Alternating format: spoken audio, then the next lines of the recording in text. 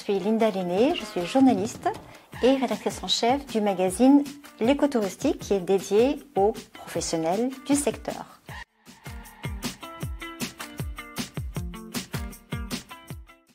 Alors, L'Écotouristique est un magazine professionnel du secteur du voyage avec d'une part un trimestriel de 120 pages et d'autre part un site internet. Donc on publie une newsletter au rythme de d'ailleurs 8 par semaine, donc c'est un peu plus qu'une newsletter par jour. Ce que je peux dire aussi, c'est que le magazine a été créé en 1934, donc 2 ans avant la mise en place des congés payés, et a évolué avec le secteur.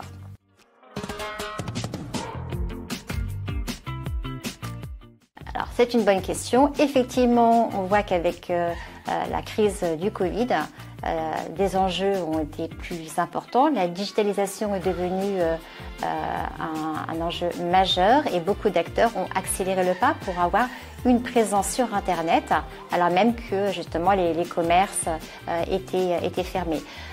On voit également que tout ce qui a trait au dérèglement climatique est devenu central. Et donc, toutes les questions autour de la RSE sont maintenant au cœur des stratégies des entreprises et des territoires.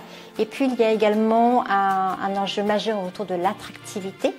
On le sait, ce n'est pas propre au secteur du tourisme, mais il y a beaucoup de métiers du tourisme qui manquent aujourd'hui d'attractivité.